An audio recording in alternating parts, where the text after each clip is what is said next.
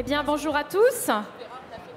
Il est donc l'heure de démarrer ensemble. Je vous remercie tous de votre présence à cette conférence aujourd'hui.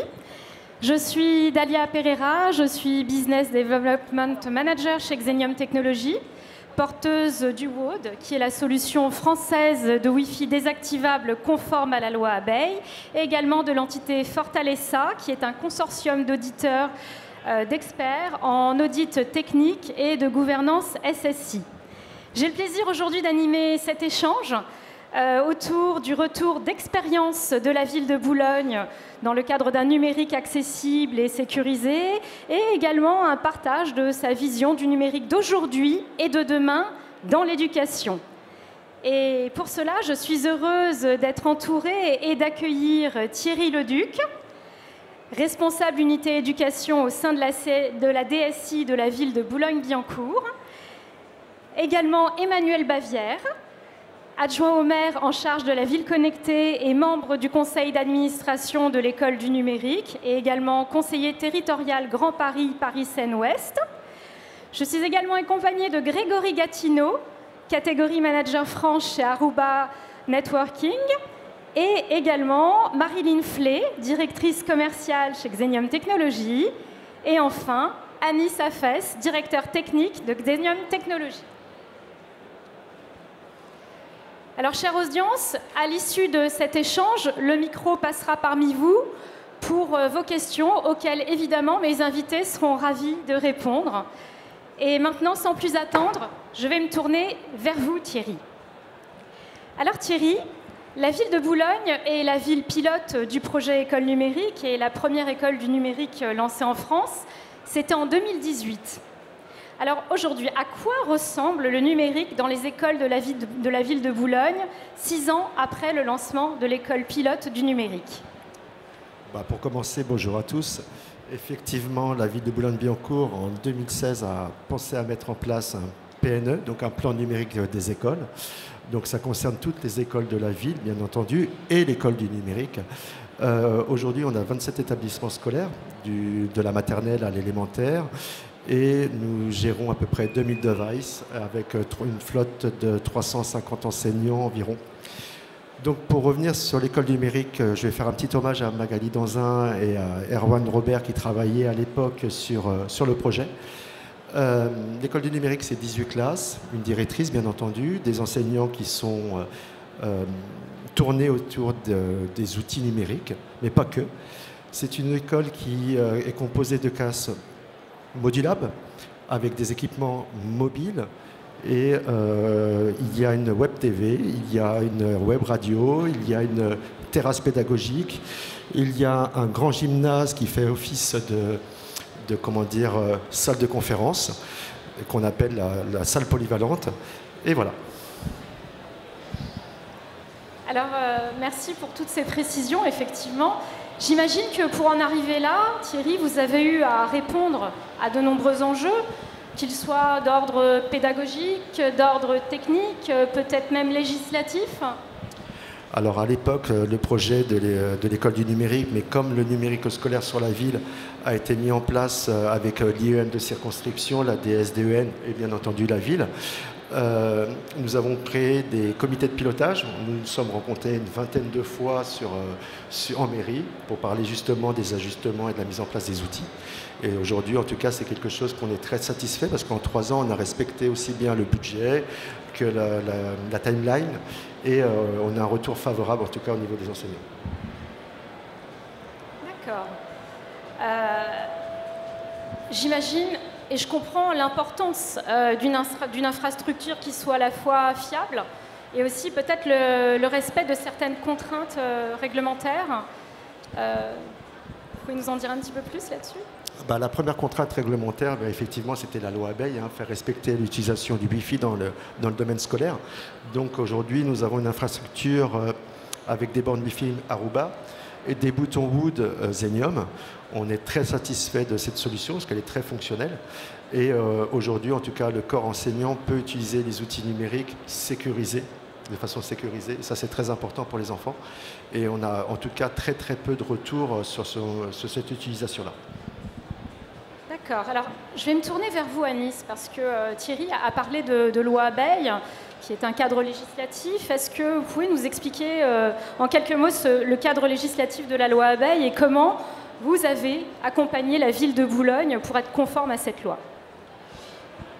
Oui. Alors, la loi Abeille est une loi qui cadre l'utilisation du Wi-Fi en milieu scolaire. C'est une loi qui réglemente on va dire les ondes électromagnétiques dans les lieux qui accueillent les mineurs.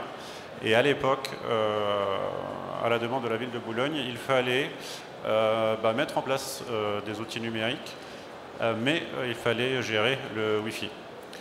Et donc le cahier des charges à l'époque était simple, c'est trouver un moyen facile de faire en sorte de mettre du Wi-Fi à disposition, mais que ça ne soit pas disponible en continu, que ça ne diffuse pas du Wi-Fi en continu. On avait regardé ensemble le tour du marché, les possibilités techniques, et il n'y avait pas de produit à l'époque pour répondre à ce besoin directement.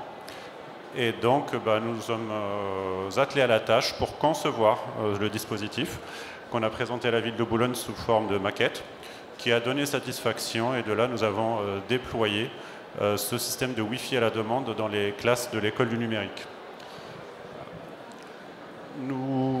Entre-temps, le produit a évolué, nous avons eu le plaisir de le déployer dans d'autres écoles de la ville, et aujourd'hui c'est un dispositif qui est généralisé. D'accord. Alors si je comprends bien, cette solution, elle vient donc s'appuyer sur l'infrastructure réseau. Tout à fait. Ok. Dans ces cas-là, je vais me tourner vers vous, Grégory. Comment adapte-t-on l'infrastructure aux besoins et aux usages des enseignants, des élèves et de la DSI?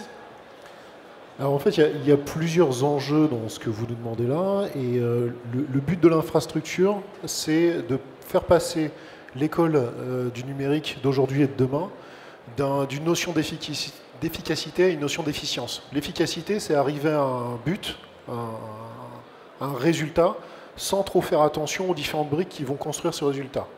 Là, avec une infrastructure suffisamment dimensionnée, on va pouvoir faire non seulement l'accès à ce but, mais également avoir toutes les autres contraintes qui seront prises en charge et de belle manière.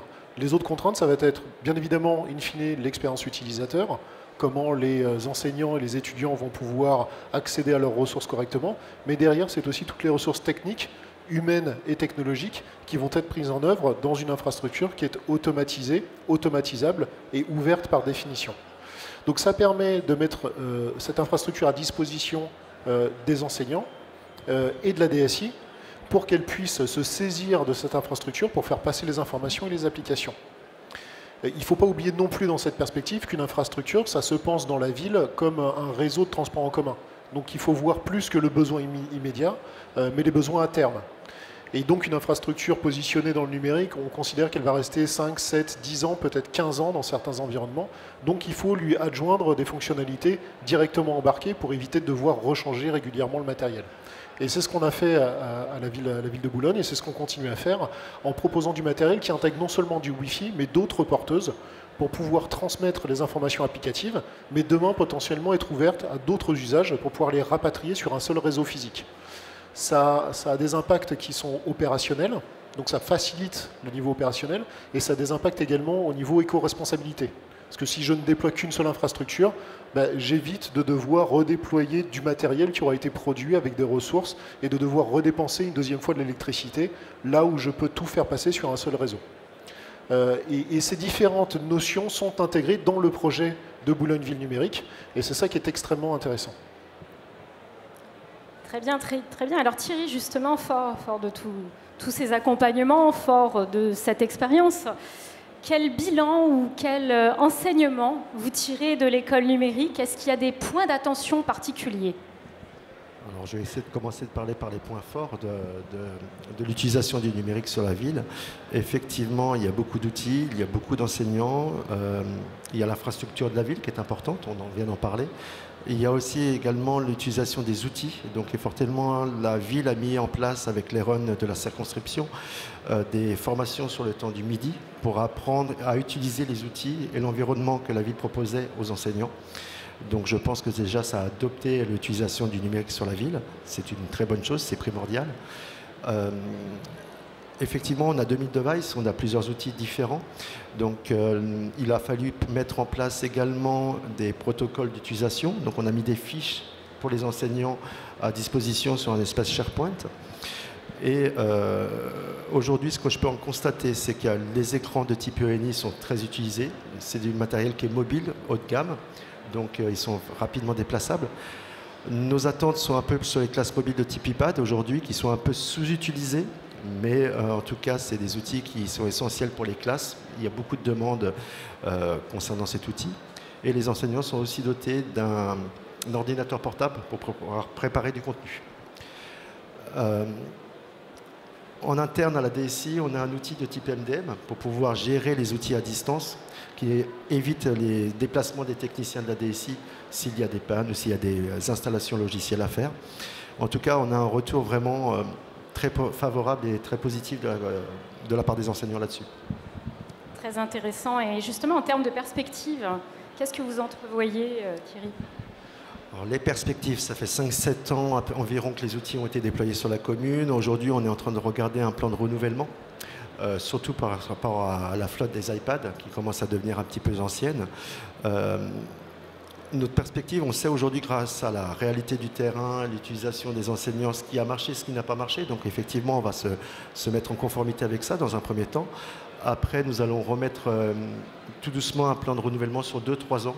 On est en train de l'étudier à l'heure actuelle, mais c'est quelque chose qui va être fait. Merci. Alors, ce que je perçois de tout ça, vu de ma fenêtre, c'est que le moteur de tout ça reste quand même la réalité du terrain et l'utilisateur en particulier.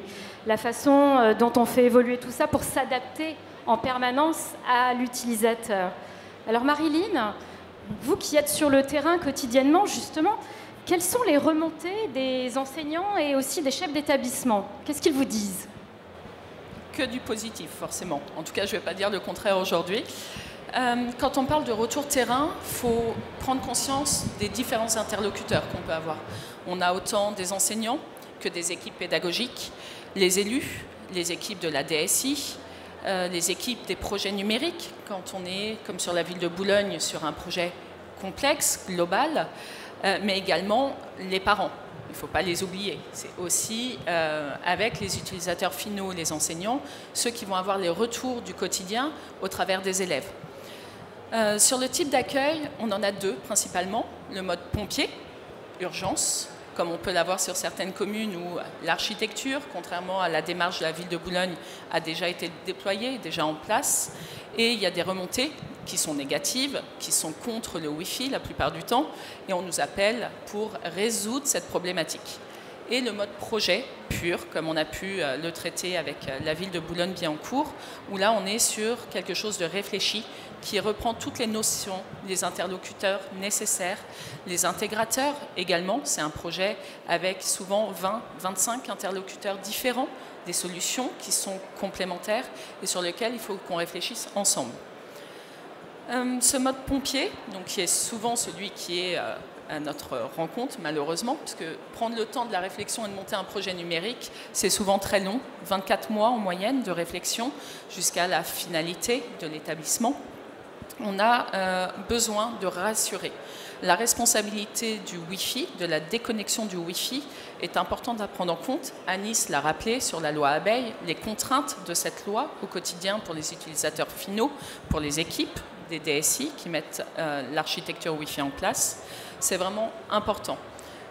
Dans notre solution, ce qui rend simple et qui rassure, c'est le retour lumineux qu'on va avoir sur notre bouton directement et les rapports d'exposition qui permettent de justifier le temps d'utilisation et d'exposition aux ondes dans les classes et dans les établissements. Un projet numérique comme on l'a fait avec la ville de Boulogne, on a forcément des retours très positifs. Les équipes, comme l'a dit Thierry, sont accompagnées, donc d'abord dotées, puis formées et suivies de manière annuelle aux nouvelles technologies et nouvelles solutions qui sont choisies et, comme le disait Thierry, qui sont réfléchis. Les POC sont mis en place pour justement éviter d'avoir des retours négatifs. Important, en effet. Aujourd'hui, de toute façon, le numérique est une nécessité absolue. Tout est autour du numérique. Cependant, ça reste un moyen et non une finalité. Et d'ailleurs, on est loin de la finalité, je pense. Alors pour rester dans ce projet numérique éducatif de moyens et d'usage, à la fois partagés, à la fois divers, à la fois inclusifs, comme je pense l'IA, la cybersécu, la sobriété numérique, qui doivent être finalement bien compris et bien maîtrisés pour être bien utilisés. Alors justement, là je vais me tourner vers vous, Emmanuel. Quelle stratégie met la ville de Boulogne-Billancourt en place face à ces évolutions technologiques, face à ces usages dans l'éducation, pour un numérique éducatif qui soit à la fois enrichissant, accessible, sécurisé, raisonné? Une longue question, beaucoup de mots, beaucoup de choses à aborder. Merci Dalia. Alors effectivement, il faut d'abord définir le rôle de ville connectée. Alors vous l'avez compris, c'est la traduction française de Smart City. Je pense que c'était mieux effectivement d'être maire adjoint sur la ville connectée. Et ce qu'on entend par la ville connectée à Boulogne, c'est majoritairement 3 strates. Une strate qu'on va plutôt évoquer comme étant la modernisation, une strate de transformation et une strate d'innovation. Alors la strate de modernisation, on le fait avec les équipes informatiques de la ville. L'aspect transformation, on le fait plutôt avec l'écosystème, puisque vous en avez parlé, Marilyn, effectivement, la nécessité d'avoir pas mal d'acteurs sur le sujet. Et donc, c'est ce qu'on fait avec Grand Paris Seine-Ouest, puisqu'on profite effectivement de la capacité de passer à l'échelle avec l'ensemble des villes de Grand Paris Seine-Ouest. Et puis, la partie innovation, c'est encore un autre écosystème, et on le fait effectivement à la fois avec les startups du territoire, et puis aussi les entreprises du territoire. Et en fait, quand on reprend l'ensemble des problématiques d'informatique, les problématiques du numérique et les problématiques d'innovation, on se rend compte qu'on a tous les mêmes opportunités ou les mêmes problématiques qui vont à la fois toucher, vous l'avez évoqué effectivement, la partie nouvelles technologies, donc comme l'intelligence artificielle ou l'intelligence générative, enfin l'intelligence artificielle générative.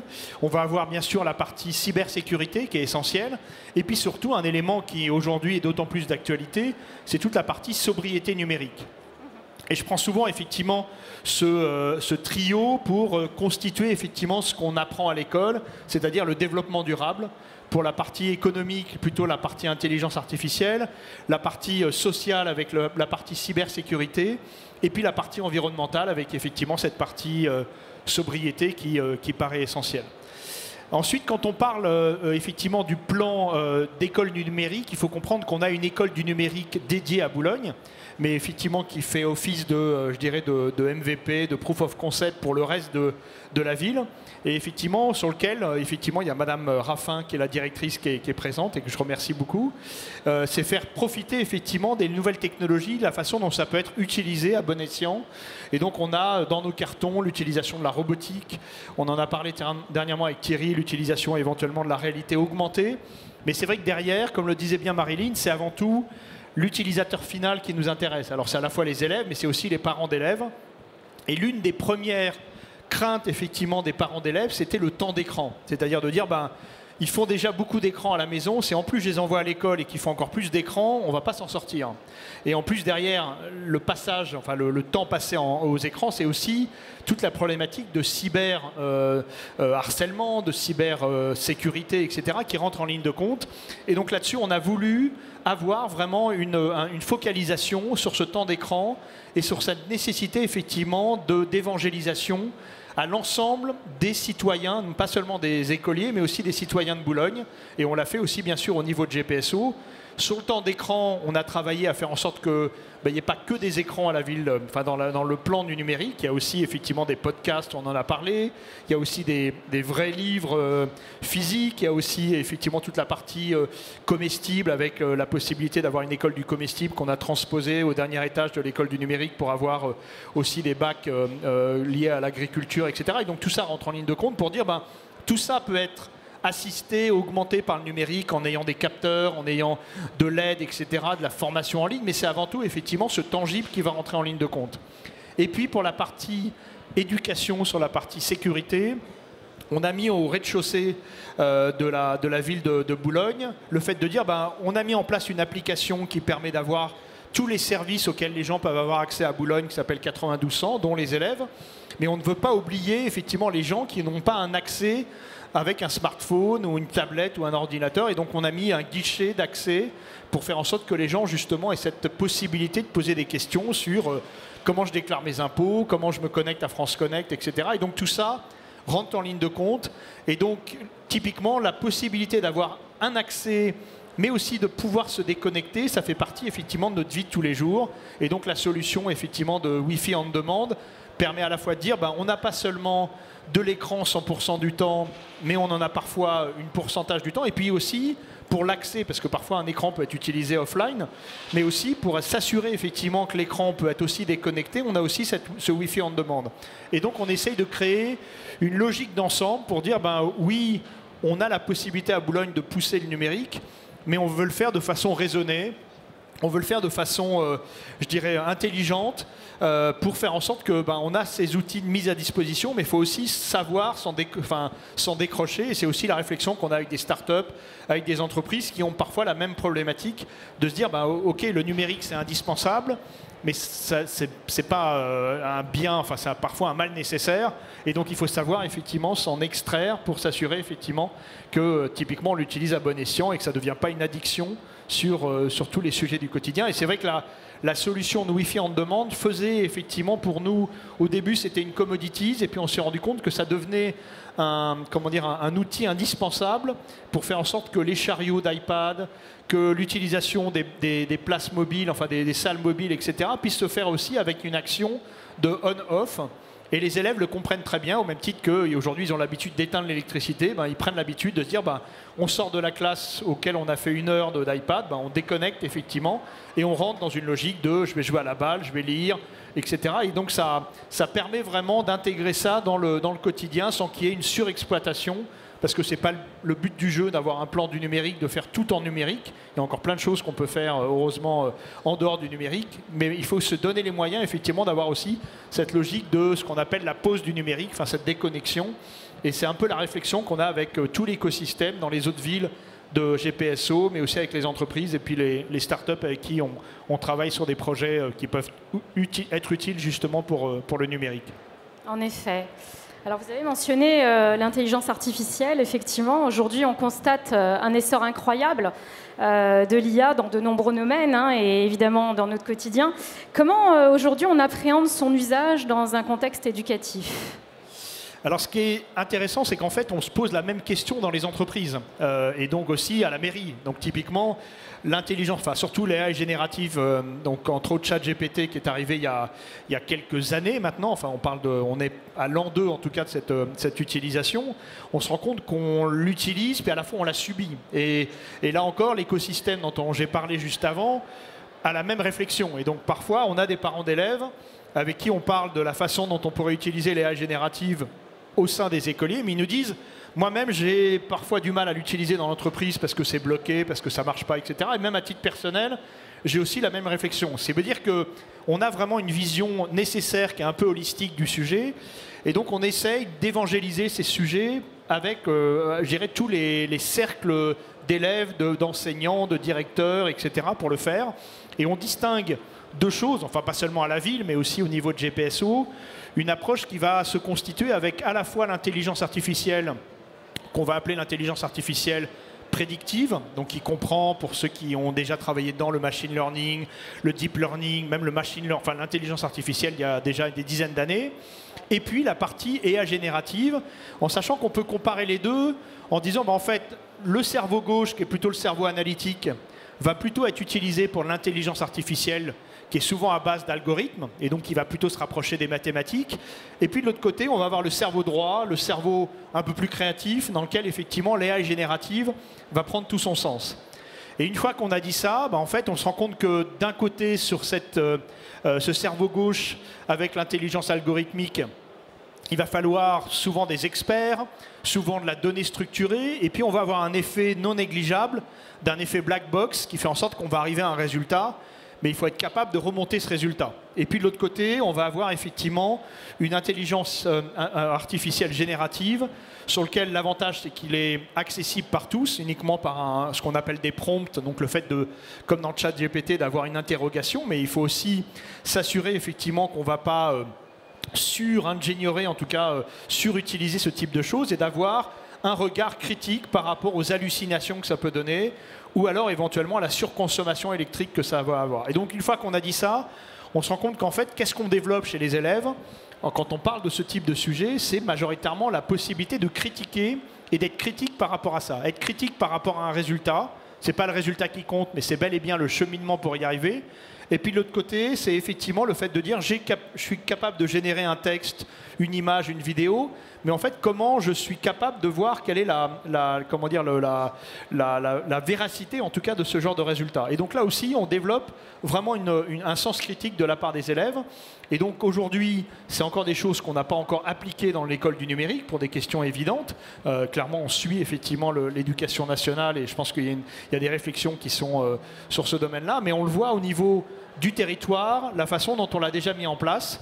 On a par exemple au niveau d'Issy-les-Moulineaux, on a mis en place un chat GPT pour la mairie. Au niveau de Meudon, on a mis en place ce qu'on appelle un jumeau numérique pour être capable de copier la ville physique en ville numérique de la même façon. Et donc tout ça, une fois on l'a fait en plus avec Thales, donc une fois qu'on a fait cet enseignement, on va se dire comment on est capable effectivement de construire, je dirais d'enseigner les futurs métiers de demain par rapport à ça. Et donc c'est une nécessité effectivement de faire en sorte qu'on ait une perméabilité entre l'ensemble des strates de l'utilisation dans l'entreprise, dans la ville, et puis ensuite dans l'éducation, en sachant qu'à la fin, c'est l'éducation qui va prendre le pas pour être capable d'avoir effectivement des gens qui vont être assez vigilants sur le sujet. Et on va faire le pont avec de l'éducation, enfin de l'intelligence artificielle à la cybersécurité, pour faire en sorte qu'effectivement, on se rend compte que beaucoup d'élèves deviennent un peu les ambassadeurs et deviennent un peu les enseignants eux-mêmes de leurs parents ou de leurs grands-parents sur ces sujets justement de cybersécurité. Et là, on a une sensibilisation, puisqu'on sait que 80% souvent des problèmes de menaces numériques viennent des personnes qui l'utilisent. Et donc, c'est indispensable de faire en sorte qu'on ait aussi cet enseignement qui soit mis en place pour être capable non seulement d'avoir un sens critique vis-à-vis du résultat qui peut être probant, mais aussi de se poser la question sur la façon dont ce résultat est arrivé pour se dire est-ce que c'est pas une fausse information, est-ce que c'est bien véritable et est-ce que effectivement ce qu'on me demande correspond bien en tout cas à un acteur qui est un acteur de droit et qui me permet effectivement de me poser les bonnes questions et d'avoir les bonnes réponses. On va revenir sur cet aspect-là dans un instant, effectivement, Emmanuel. Juste avant, effectivement, on se rend compte, je vais revenir 2 secondes sur l'IA, on se rend compte qu'il y a différentes typologies d'intelligence artificielle et différents champs d'application qui évoluent au fur et à mesure, et également dans l'éducation numérique, mais également au niveau opérationnel, au sein même de l'infrastructure, pour assurer le bon fonctionnement de l'école numérique. Et là, je vais me tourner vers vous, Grégory. Est-ce que vous avez des exemples concrets de l'intelligence artificielle appliquée à l'infrastructure qui soutient l'école numérique ? Oui, je peux vous en citer plusieurs. Alors effectivement, on connaît tous de nom ChatGPT, qui est un modèle LLM dans lequel on va pouvoir discuter avec une machine pour qu'elle nous renvoie un résultat et nous-mêmes en langage réel. En fait, on a intégré ces technologies au niveau de l'infrastructure pour pouvoir poser des questions directement de type quand on est administrateur réseau, système. On arrive le matin et on pose une question très pragmatique. Est-ce que j'ai un problème de DHCP ou est-ce que j'ai un problème sur mon Wi-Fi ? Et l'outil va nous renvoyer immédiatement les différents endroits où on peut avoir des problèmes qui seront inhérents au sujet qu'on aura abordé. Donc ça, c'est une première incarnation de l'intelligence artificielle appliquée directement, opérationnelle, dans le quotidien. Un deuxième élément, c'est effectivement l'IA générative qui est capable d'aller regarder le fonctionnement de l'infrastructure pour savoir récupérer les informations et séparer le bruit de l'information. Ce que j'appelle le bruit, c'est toutes les données non structurées qui est générée par l'infrastructure et qui n'a pas d'intérêt pour l'administrateur. Par contre, il y a des alertes qui vont être montées, des problématiques, et tout ça, ça va être bien séparé en informations utilisables pour l'administrateur et ça lui sera mis en avant dans son outil d'administration. Donc ça, c'est une deuxième capacité de l'intelligence artificielle. La troisième, c'est tout simplement ce qu'on attendrait effectivement naturellement après avoir constaté une problématique, c'est quelles sont les remédiations potentielles qu'on peut en avoir. Et là, encore une fois, l'intelligence artificielle est capable d'aller proposer une remédiation sur un problème donné en ayant corrélé les informations de l'infrastructure elle-même, mais en comparant également au niveau des données globales des utilisateurs d'infrastructures comparables, de se dire en termes de télémétrie, est-ce que d'autres ont trouvé des solutions plus intelligentes et d'aller les proposer justement à l'opérateur.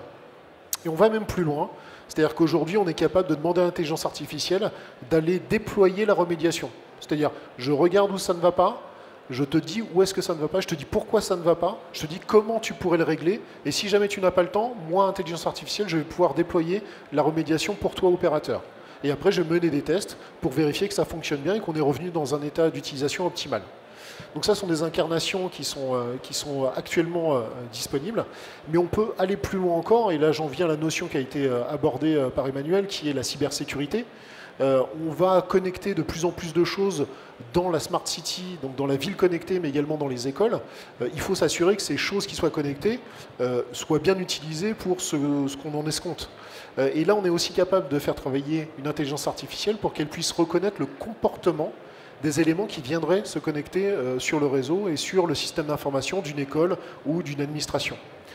Et là, ça devient vraiment pointu, c'est-à-dire que l'intelligence artificielle sait quel est votre rôle d'utilisateur supposé, admettons un élève, et elle sait détecter quand le mouvement, quand les changements de comportement s'opèrent pour dire que le niveau de sécurité a changé et donc je vais prendre une action immédiate pour arrêter un potentiel danger pour le système global. Je vous prends un exemple plus concret.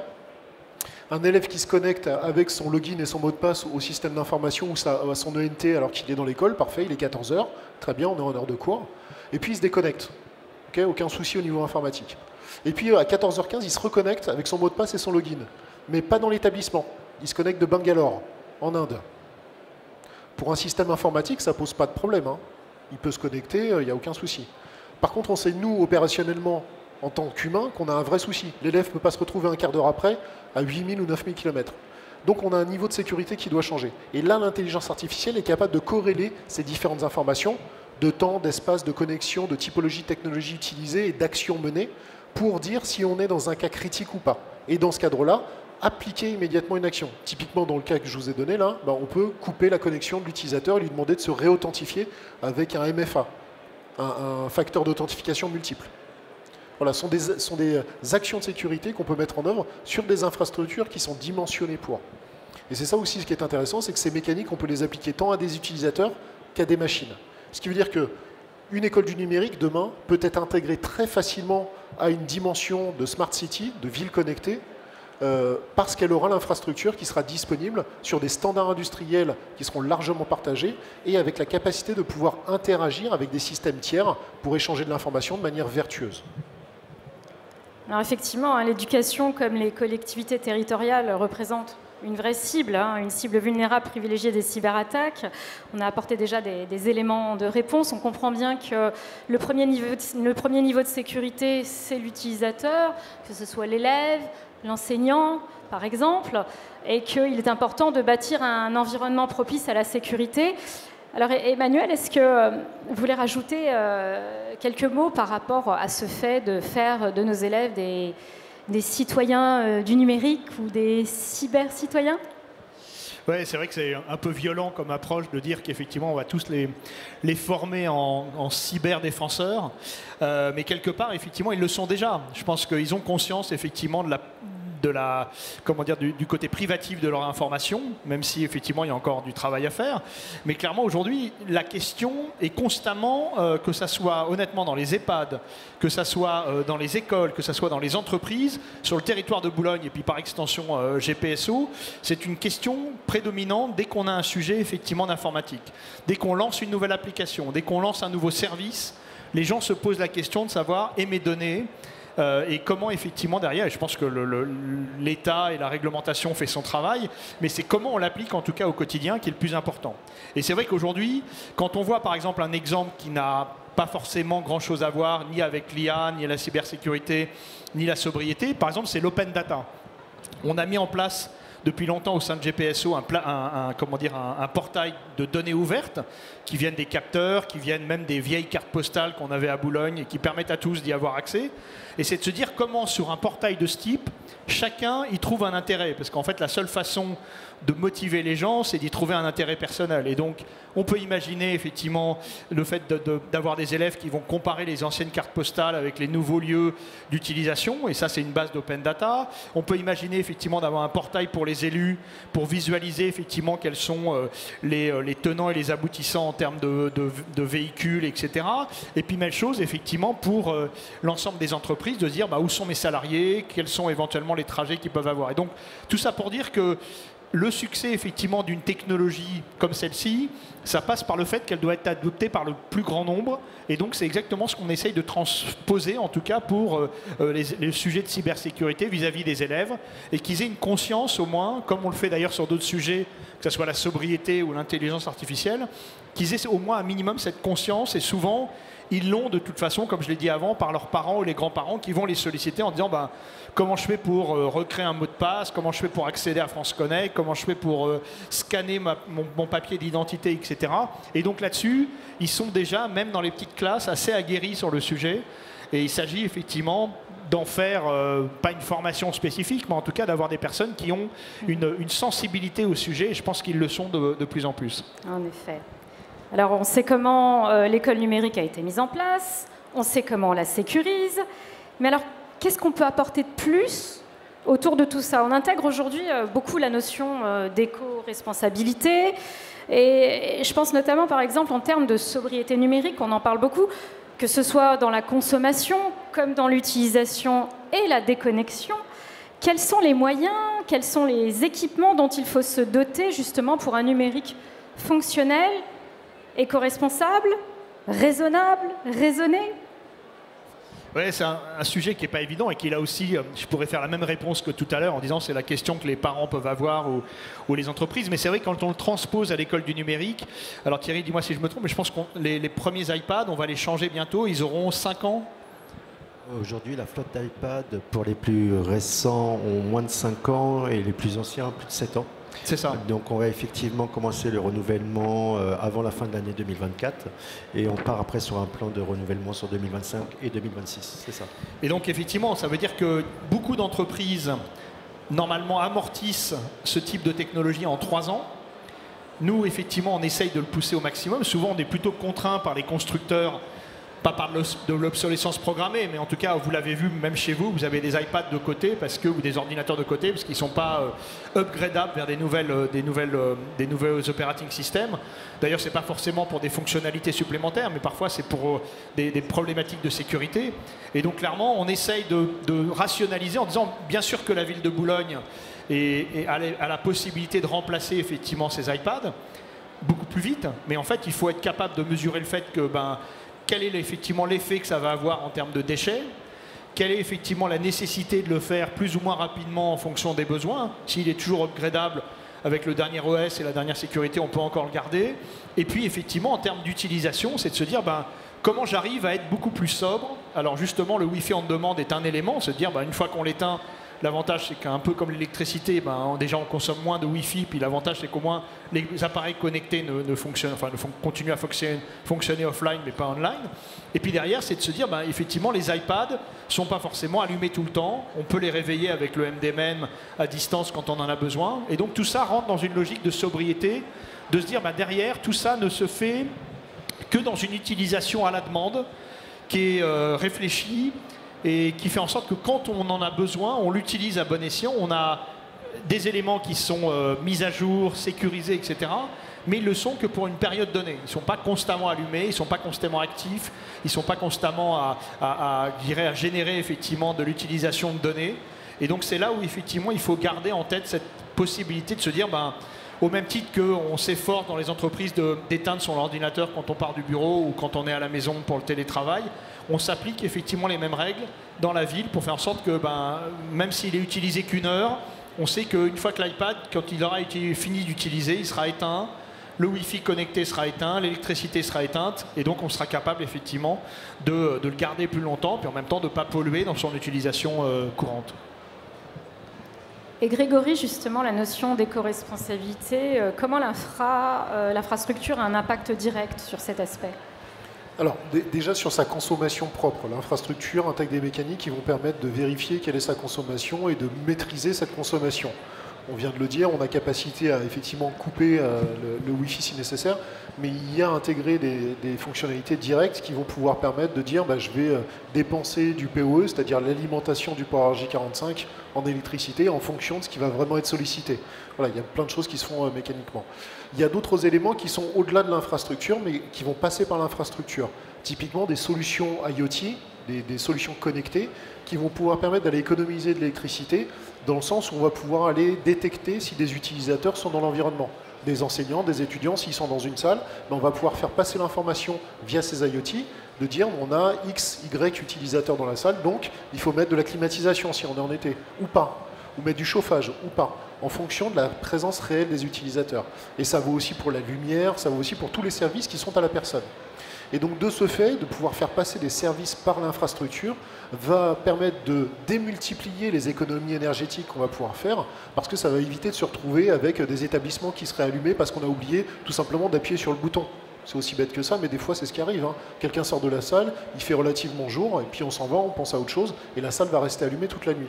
Mais là, en fait, l'infrastructure va pouvoir prendre en charge toute cette partie-là, de se dire, je mets en branle ou pas un système énergétique en fonction de la véracité de la présence d'utilisateurs. Et ça vaut pour l'infrastructure, qui va pouvoir se mettre en sommeil profond s'il n'y a pas du tout d'utilisateurs, mais ça vaut aussi pour tous les systèmes qui seront connectés à cette infrastructure, donc les systèmes d'électricité, les systèmes de chauffage, les systèmes de climatisation, potentiellement même les systèmes interactifs, comme les vidéoprojecteurs ou tout autre système qui communiquerait sur l'infrastructure elle-même. Et là, ça va devenir vraiment intéressant parce qu'on va pouvoir faire des économies d'échelle importantes à l'échelle d'un établissement, à l'échelle d'une ville, à l'échelle d'une région. Et au vu du coût de l'électricité qui ne fait qu'augmenter, ce sont des économies qui vont être extrêmement substantielles d'ici quelques temps. Je vous ouvre une fenêtre sur les 10 prochaines années.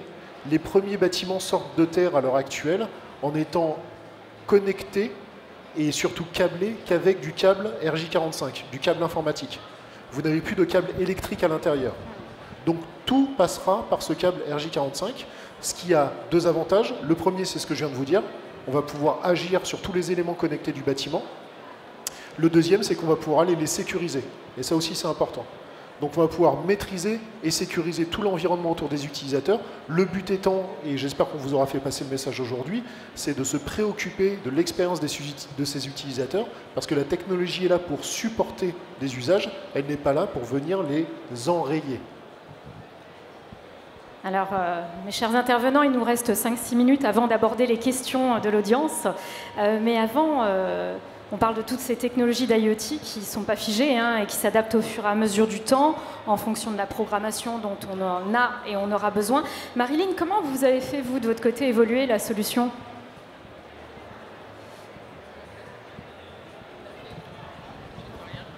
Merci.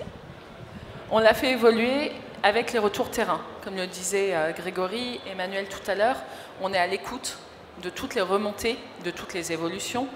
La Marilyn qui travaillait avec Thierry il y a quelques années, pour revenir en arrière, ne pensait pas du tout faire la même chose sur les 5 années suivantes.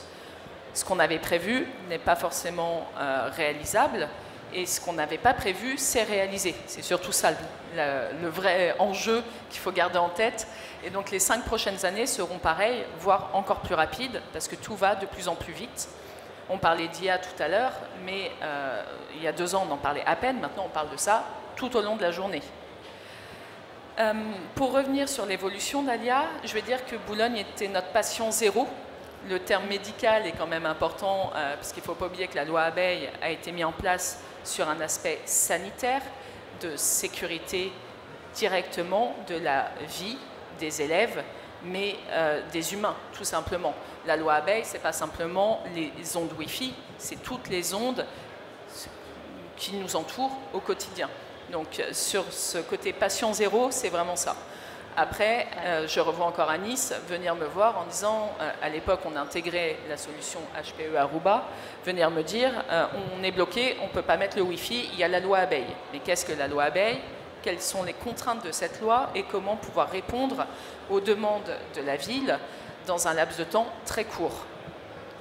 La solution a évolué. Tu parlais d'RJ45, Grégory. On a commencé comme ça.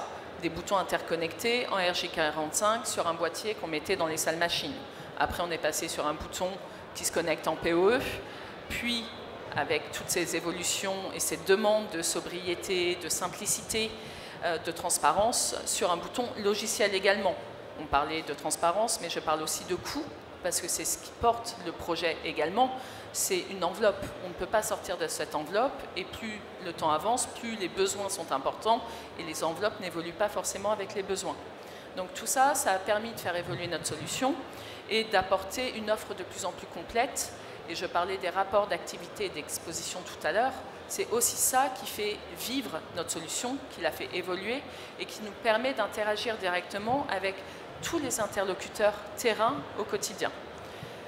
Qui dit pas d'ondes, bien sûr on coupe tout ça, donc il y a moins d'ondes, plus de sécurité, on le disait tout à l'heure, plus de cybersécurité, et donc tout naturellement Xenium a développé donc le WOD, mais également une business unit dédiée aux audits avec un consortium d'auditeurs indépendants certifiés, détenant les plus hautes certifications nécessaires en France pour pouvoir accompagner les projets d'audit, comme l'OSCP, les ISO 27001, 27005, votre quotidien, les EBIOS Risk Manager. Tout cela, on nous en parlait, on se déplaçait avec Anis pour parler Wi-Fi, comment couper le Wi-Fi, comment interagir, et on finissait par nous parler cybersécurité. Donc voilà les évolutions d'Alia. C'est continuer à développer une solution qui répond aux besoins, qui va pouvoir manager des solutions complémentaires, et là je ne vais pas en dire trop parce que Anis va me couper tout de suite, et en parallèle pouvoir accompagner également nos partenaires. Je parle vraiment de partenariat dans ces projets de numérique, d'école numérique, tout en donnant le maximum de sécurité, sécurité, cybersécurité, mais sécurité sanitaire également. Et juste pour rebondir, l'IA, on en a longuement parlé avec toi Emmanuel, on a de plus en plus de demandes de nos partenaires.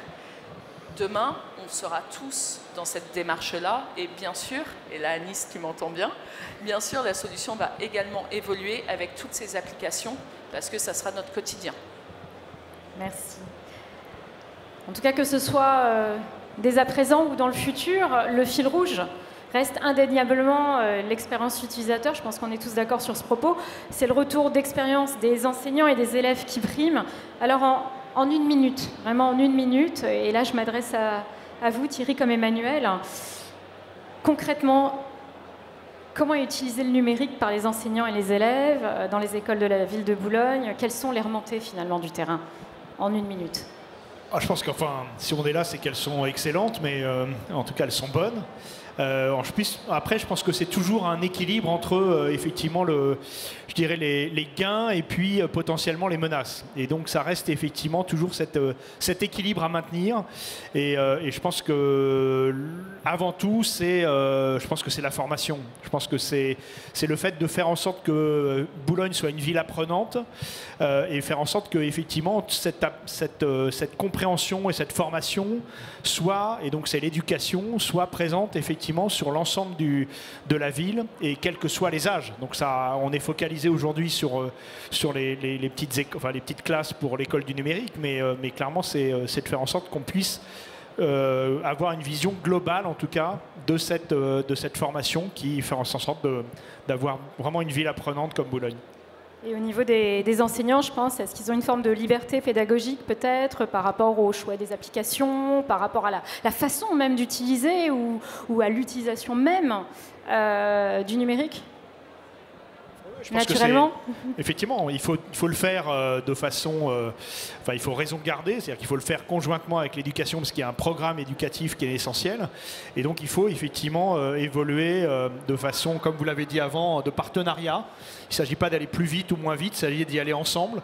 Et donc, je pense que c'est indispensable, effectivement, de faire en sorte que il faut un temps pour former les enseignants, il faut un temps ensuite pour ces enseignants former les élèves.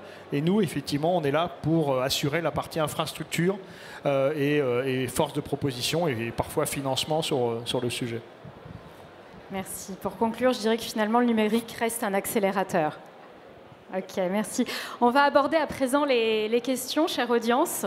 Donc, si quelqu'un a une question, qu'il lève la main, que je le vois bien de loin, parce que j'ai les lumières dans les yeux, donc je ne vois pas très bien. Alors en attendant que ça se prépare, moi Thierry, j'ai... Ah, parfait, merci, je vous apporte le micro.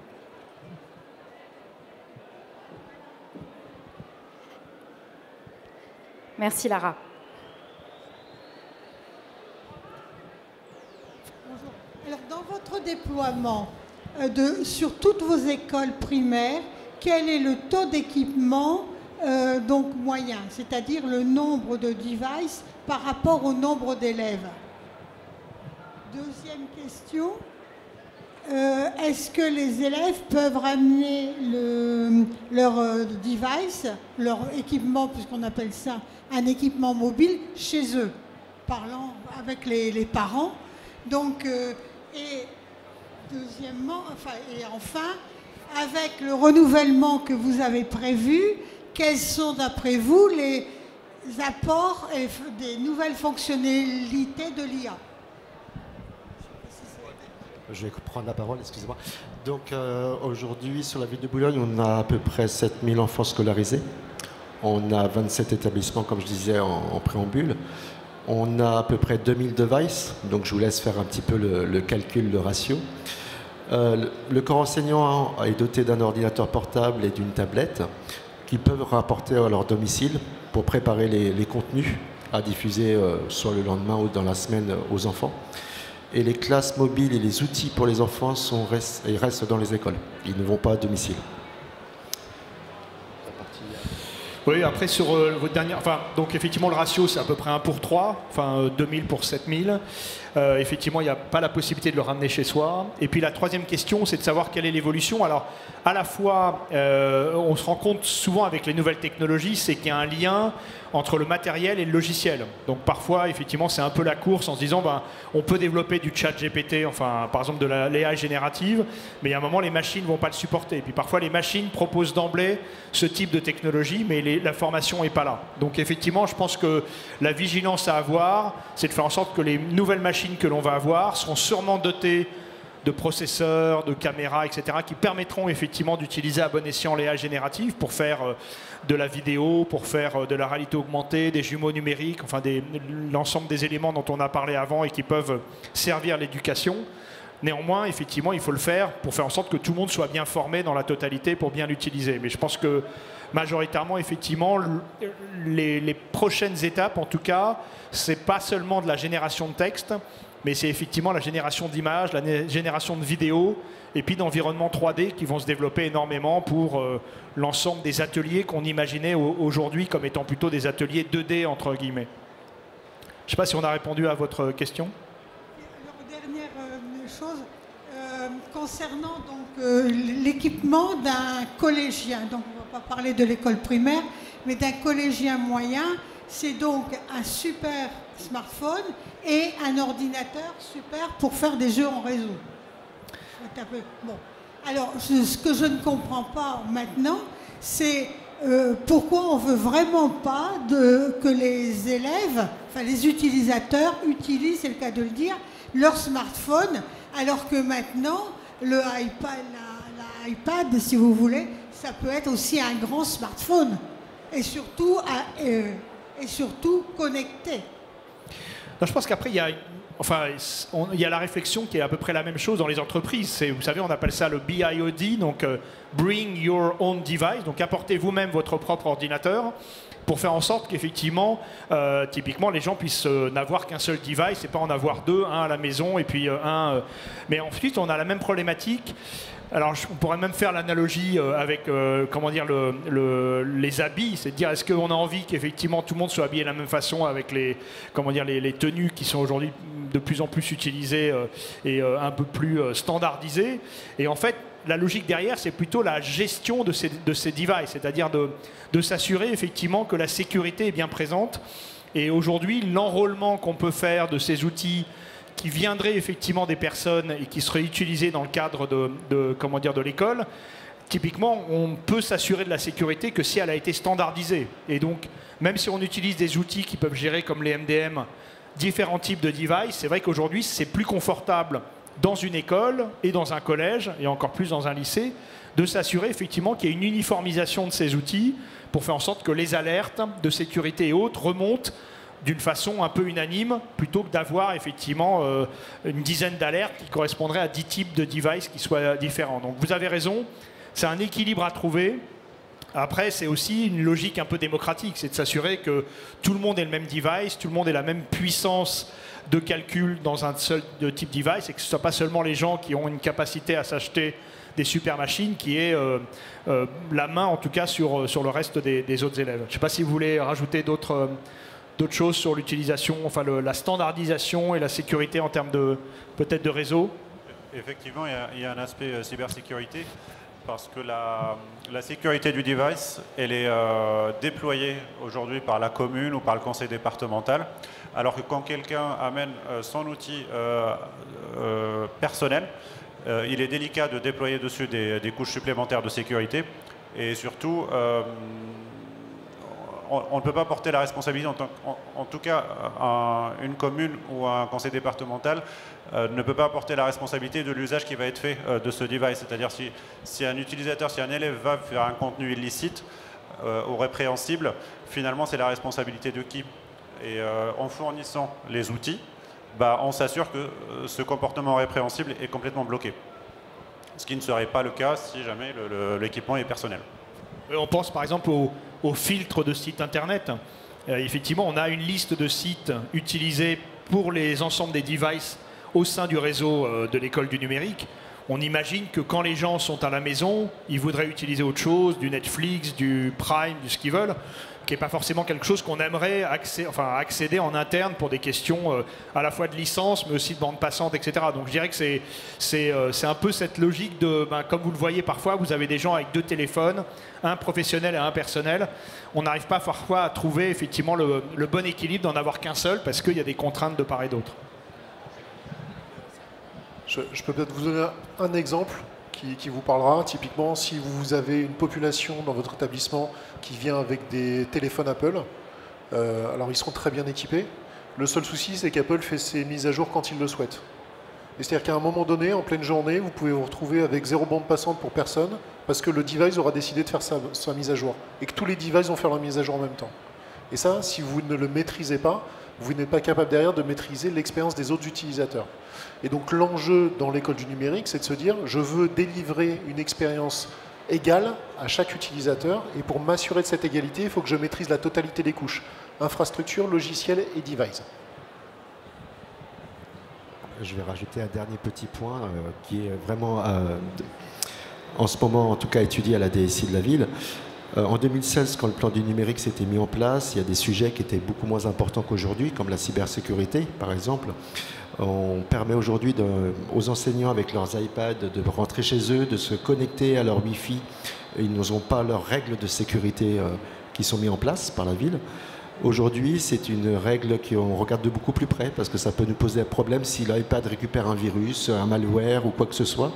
Donc, vous parliez de renouvellement tout à l'heure, c'est une question qu'on se pose, qu'on s'est posée cette semaine, pour vous dire, et on va essayer d'apporter des solutions de sécurité pour l'utilisation au sein du réseau de la ville, parce qu'après, l'appareil revient au sein du réseau de la ville, et c'est le réseau de la ville qui peut être impacté. Après, je vais vous dire une anecdote qui est marrante.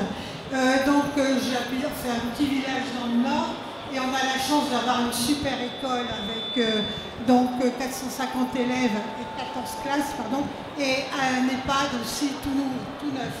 Et donc on fait tous les mois ce qu'on appelle de l'inter-âge, c'est-à-dire que les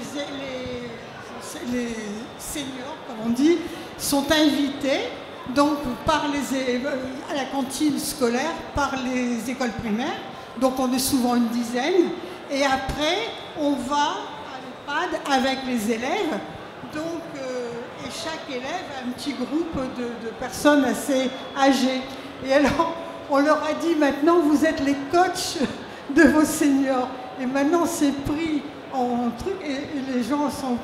Je voyais une petite fille qui dit, ah oui, maintenant je suis le coach privé. Et donc, elle avait fait ça chez elle, de mon papy. Je lui explique tout. C'est mignon, mais c'est exactement ça. Hein. C'est exactement cette logique de... il y a une expérience et une compréhension des nouvelles technologies, et ça ne peut fonctionner que dans cet échange. Et cette logique d'inclusion, elle est indispensable, vous avez raison. C'est une bonne anecdote. Il est temps pour moi de conclure cet échange qui a été riche, qui est interactif. Merci pour ça. S'il y a d'éventuelles autres questions, eh bien, c'est avec plaisir que nous vous retrouvons sur le stand Rode et Aruba, juste devant le club VIP, le stand K40. En tout cas, je vous remercie tous de votre présence. Merci à la ville de Boulogne d'avoir partagé son témoignage. Merci à Grégory, Marilyn et Anis d'avoir apporté leur support. Et je vous souhaite à tous une belle édition Educatech 2024 et à très vite. Merci.